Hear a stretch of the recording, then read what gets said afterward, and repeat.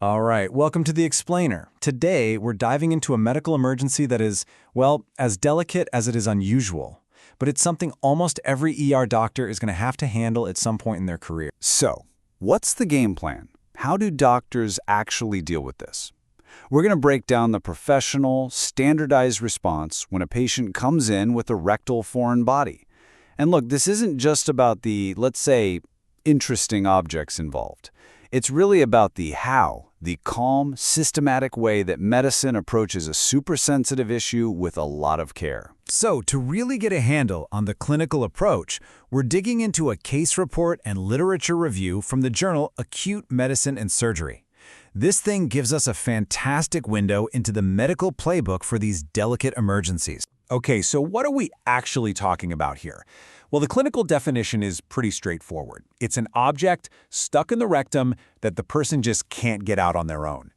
Now, the reasons this happens can be all over the map, from sexual gratification to pure accidents, or in the really serious cases, even self-treatment or criminal assault. You know, the best way to really understand a medical process is to follow it from start to finish.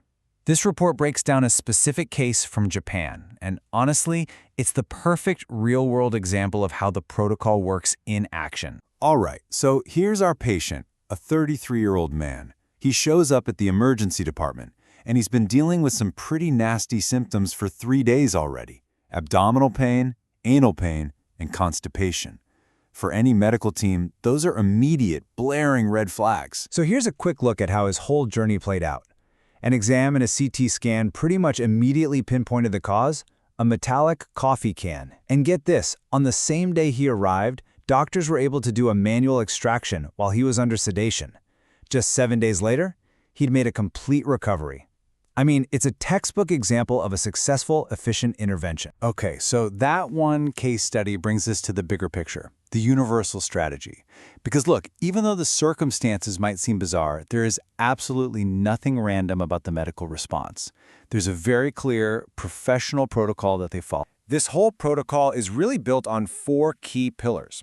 First, and maybe most important, is respecting the patient's privacy and creating a totally non-judgmental atmosphere. From there, the doctors have to evaluate the object itself. What is it? Where is it? To figure out the right plan. That helps them decide if they can handle it in the ER or if surgery is going to be needed. And finally, they use the safest, most effective technique to get it out. It's a system that's really designed to take care of both the physical and the psychological well-being of the patient. And this brings up a really crucial point, one that goes way beyond just the medical procedure. Doctors have to figure out if a crime has occurred, because if the cause is assault, that changes absolutely everything. The risk of a severe injury is way higher, the police have to be called in, and that patient is going to need a whole different level of psychological support. All right, let's zoom out now and see how this one case fits into the bigger picture. The researchers didn't just stop with one patient. They dug through decades of published medical literature to find the real patterns here. And what they put together was a massive data set, 589 cases, all published over a 32-year period. You know, when you have a sample size that big, some incredibly clear patterns start to pop out about who these patients are and what doctors are up against. And one of the most incredible patterns is in the demographics.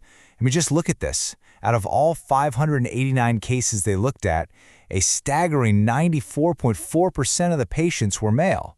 This massive gender skew is one of the most consistent findings across all the research. The data also gives us a really clear snapshot of the typical age. The average across all these hundreds of cases was 41 years old. And if you think back to our case study, that patient was 33. So he fits right into this established demographic profile. It's all very consistent. Okay, now for the part that I think is, well, pretty mind-blowing. The research also sheds light on just how unpredictable these emergencies are when it comes to the objects themselves. The clinical inventory of what's been pulled out over the years is really something else. I mean, the variety here is just wild.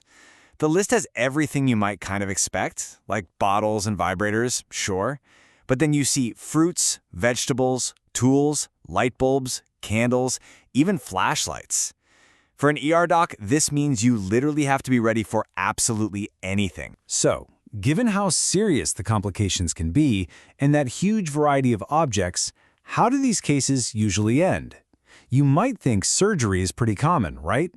Well, the data actually tells a very different story. The data couldn't be clearer. The vast majority of these cases, we're talking over 86%, are resolved without major surgery. Instead, they're handled with a simple manual retrieval, usually right in the ER while the patient is sedated. And that is a huge testament to the skill of the physicians who handled these situations. But what about that other slice of the pie? The nearly 14% of patients who do need surgery. While for a lot of them, doctors can now use a minimally invasive keyhole approach. It makes removal easier and recovery way faster. For the most complex cases, though, traditional surgery is still the only option. And the research points out that over 2/3 of those patients ended up needing a temporary stoma to let their body heal properly. So what does this all tell us? What's the big takeaway here? This really unusual corner of medicine actually reveals something pretty profound. It shows us how a profession can confront one of the most unpredictable, delicate human situations you can imagine. Not with panic, but with a systematic, evidence-based, and deeply empathetic approach. It's a perfect illustration of just how incredibly adaptable emergency medicine truly is.